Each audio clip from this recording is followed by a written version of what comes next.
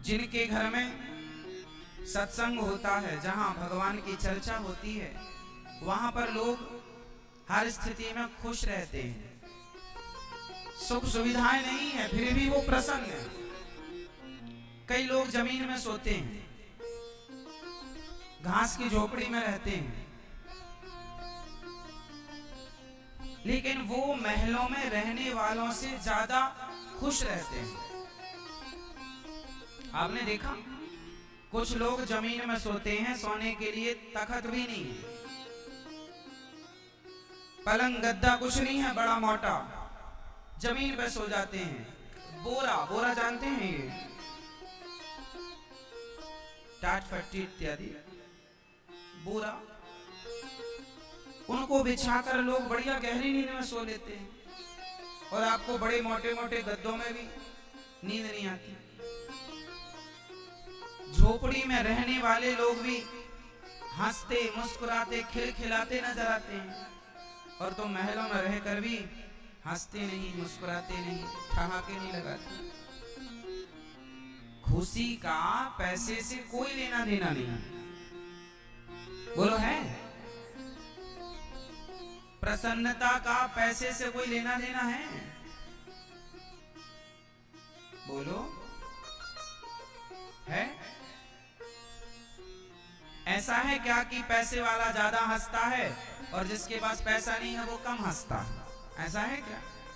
पैसे वाला ज्यादा खुश रहेगा और पैसा नहीं है जिसके पास वो खुश नहीं रहेगा। कई बार क्या 90% पैसे वाले दुखी हैं। 90% पैसे वाले दुखी हैं। पैसे बहुत हैं पर हंस भी नहीं पाते, मुस्कुरा भी नहीं पाते, पेट भर खा भी नहीं पाते, सो भी नहीं पाते, ना नींद आती है, ना भूख लगती है, ना वो हंस पाते, ना मुस्कुरा पाते, ना परिवारी जनों के लिए समय निकाल पाते, ना प्यार से बात कर पाते। उनके जीवन में पैसा तो है, ना तो प्रेम है, ना तो हंसी है, ना अपनों के लिए वक्त है। इसलिए पैसे से प्रसन्नता का कोई लेना देना नहीं है। आपने अपनी आंखों से सबसे ज्यादा खुश किसे देखा? बच्चों को। जितने खुश बच्चे होते हैं, बच्चे रहते हैं, उतना खुश आपने किसी को इतना खुश नहीं देखा होगा जितने खुश आप जब बच्चे थे ना, तो आज से ज्यादा खुश तब थे जब आप बच्चे थे। हाँ या ना? थे? वो क्या हंसते थे आप, ठहाका मार मार के। छोटे छोटे बच्चे कैसे हंसते हैं? वो हंसते ही रहते हैं। उन्हें तो बस जरा जरा सी बात में माँ जरा सा गुदगुदा दे तो हंसने लग जाते हैं। माँ जरा सा प्यार कर ले, माँ जरा सा कुछ, बाप जरा सा कुछ प्यार कर ले, हंसने लगते हैं। वो पकड़म पाई का खेल खेलने लगे अपनी माँ के साथ, अपने बाप के साथ, वो पकड़ के खूब हंसे। मैंने पकड़ लिया, खूब हंसेंगे, खूब हंस, मैंने पकड़ लिया। बोलो हाँ। खुश होने के लिए क्या होना पड़ेगा? बोलो। आप लोग दुखी इसलिए हो गए क्योंकि आप बड़े हो गए। हम तो कहते हैं बड़े होकर भी बच्चे रहो तो खुश रहोगे। बच्चे रहो। ये तुम्हारी वीआईपी गिरी ना, किनारे रखो और बच्चे बनो। जिंदगी को एंजॉय करना है, आनंद लेना है, तो वीआईपी बन के नहीं ले पाओगे। बच्चे, छोटे छोटे बच्चों से सीखो। खुश रहने का फॉर्मूला उन बच्चों के पास, हर बात में वो प्रसन्न होते हैं। आप बड़े हो गए ना, इसलिए आप दुखी हो गए। अच्छा, गाय का छोटा बच्चा, गाय का छोटा बछड़ा और बड़ा बैल। गाय का छोटा बछड़ा क्या पीता है? जोर से, दूध। और वही जब बड़ा हो जाए तो क्या खाता है? भूसा। हरी घास ज्यादा दिन नहीं मिलती, भूसे से गुजारा करना पड़ता। तो सुनो, छोटे बछड़े पय पिए, बड़े हों या भूस खाएं। छोटे छोटे बछड़े दूध पीते हैं और वही बड़े हो जाएं तो भूसे से लग जाते हैं। छोटे रहोगे तो दूध मिलेगा और बड़े बन जाओगे तो भूसा मिलेगा। इसलिए आप लोग भूसे से लगे हैं, इसलिए हंसी खुशी सब गायब है, भूसे से लग गए। छोटे रहेंगे तो खुश रहेंगे, प्रसन्न रहेंगे। इसलिए छोटे रहो। हनुमान जी लंका गए, बड़े बनकर गए, छोटे बनकर गए। हाँ, अति लघु रूप पवन सुत लयाऊं, मसक समान रूप कपि धरी। हनुमान जी के बारे में लिखा था, वो लंका गए तो छोटे छोटे बनकर जाओगे तो दूध पियोगे। गाय छोटे बच्चे से ज्यादा प्यार करती है, उसे ज्यादा लाड़ लड़ाती, ज्यादा चाटती है। बड़ा बैल हो जाओ उसे नहीं चाटती। तो भगवान तो कहते हैं सदा छोटे रहो, सदा सदा छोटे रहो। आप बड़े बनने की आज 100 में से 99 लोग, 100 में से 99 नहीं, 100 की 100 लोग आज बड़े बनने के पीछे भाग रहे। बड़े बनो, हमने कब मना किया? बड़े बनना है आपको, लेकिन बड़े होकर भी अपना बड़प्पन तो आपके अंदर तब माना जाएगा ना जब आप बड़े होकर भी छोटों का आदर करें और छोटे से रहें, तब तो आप बड़े हैं। अब आजकल आदमी बड़ा होता है ना, पर छोटा नहीं होता। इसलिए खुश रहने का फॉर्मूला है बच्चे रहो, है ना मेरी माँ? बच्चों के संग खेलो। बच्चों की सबसे बड़े साधु कौन है? बच्चे। बच्चों के अंदर कोई द्वेष भावना नहीं, ईर्ष्या नहीं, द्वेष नहीं, छल नहीं, कपट नहीं। छोटे छोटे बच्चों को आप कपड़े पहनाओ या मत पहनाओ, कोई फर्क नहीं पड़ता। हाँ, क्योंकि बच्चों के अंदर कोई वासना है ही नहीं। आपको भगवान ने, आप सब संत ही पैदा हुए थे, आप सब संत ही थे, लेकिन जब ज्यों-ज्यों बड़े हुए ना, त्यों-त्यों आपके अंदर विकार प्रवेश करते गए और आपने विकारों को आने दिया। आप जब छोटे थे तब आपको गुस्सा आता था? काम, क्रोध, लोभ, मोह कोई बुराई थी नहीं। आप बिल्कुल गंगा की तरह निर्मल थे, कोई दोष नहीं था आपके अंदर। ज्यों-ज्यों आप बड़े हुए आपके अंदर चीजें आती गई, बुराई इतनी आई कि अब आप बुरे हो गए।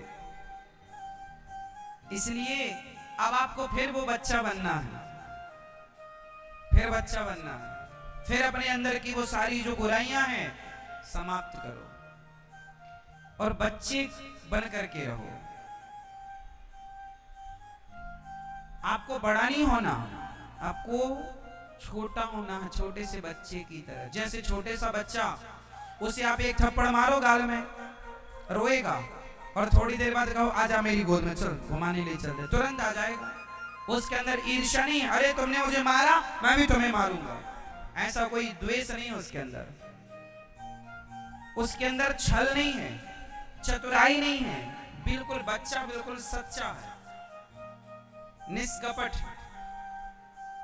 जरा बताओ वो निष्कपटता, वो निश्चल भाव आपके अंदर है क्या? बच्चे टाइप का है ना?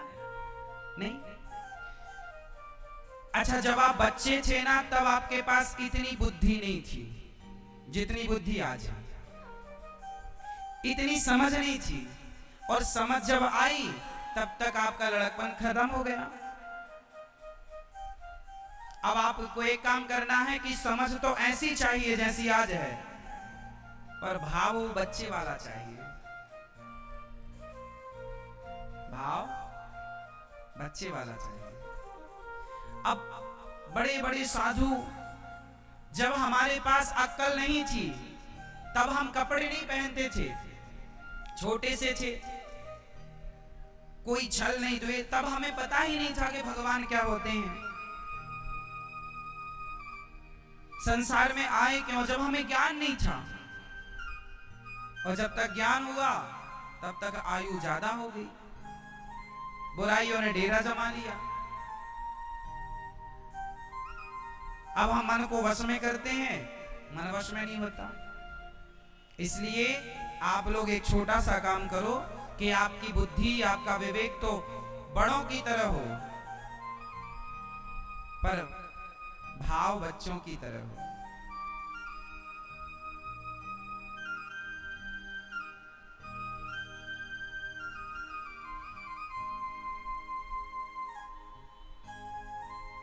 छोटे से भाव से जीवन में सुख शांति तब आएगी मेरी माँ, जब आपका हृदय बिल्कुल शुद्ध हो जाएगा। शांति क्यों नहीं है?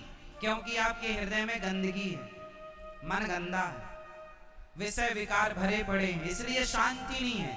शांति तो तब थी, बच्चे कितना सोते हैं, देखो मस्त खाए पिए, खूब बढ़िया भूख लगती है, खूब बढ़िया सोते हैं। और आप लोग, इसलिए प्रहलाद जी ने, ध्रुव जी ने, वो बड़े समझदार थे जिन्होंने छोटी सी उम्र में भगवान को पा ही लिया। बहुत समझदार थे वो। अभी भी कुछ नहीं बिगड़ा, अब आप वापिस आओ और छोटे से बच्चे से सीखो, मन को बिल्कुल पवित्र करो, सबसे हटाओ, भगवान के चरणों में लगाओ। अब कोई सवाल करे, महाराज जी अब आप ही बताओ कि वो बच्चे का भाव कैसे बनेगा, तो मैं बता देता हूं कि वो बच्चे का भाव कैसे बनेगा। बच्चे का भाव तब बनेगा जब आप निष्काम हो जाएंगे। क्या हो जाएंगे? क्या हो जाएंगे? निष्काम। बच्चे की कोई कामना नहीं होती, बच्चा भी निष्काम होता है। और इसलिए हमारे यहाँ वेद पुराण गुरुजन बार बार कहते हैं, भगवान की भक्ति कैसे करो? कैसे करो? निष्काम। भक्ति कैसी होनी चाहिए मेरी माँ?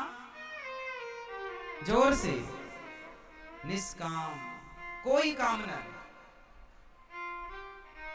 हम भगवान से भी कामना करने लग गए हैं, इतने बड़े हो गए हैं कि हम भगवान से भी कुछ चाहने लग गए हैं। अच्छा, आप में से कितने लोग भगवान से चाहते हैं कुछ ना कुछ?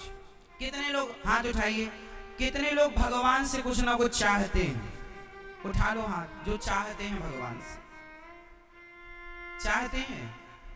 अच्छा, भगवान से तो आप चाहते हैं, क्या भगवान को चाहते हैं? भगवान से आप चाहते हैं, क्या भगवान को चाहते हैं? अच्छा, भगवान से चाहना श्रेष्ठ भाव है या भगवान को चाहना श्रेष्ठ भाव है? कौन सा इन दोनों विचारों में श्रेष्ठ विचार कौन सा है? भगवान से चाहने वाला या भगवान को चाहने वाला? हाँ, भगवान को चाहने वाला। भगवान को चाहने वाला विचार श्रेष्ठ है, लेकिन आज इस विचार का व्यक्ति कम है, इस विचार का कम है जो भगवान को चाहता हो। आजकल तो लोग भगवान से ही चाहते हैं, हे भगवान ये दे दो, हे भगवान ये होना चाहिए, हे भगवान ऐसा ही होना चाहिए। 1 किलो लड्डू चढ़ाएंगे हम, हे भगवान बहू के बेटा हो जाए, 2 नारियल तोड़ेंगे, 11 रुपए भी चढ़ाएंगे।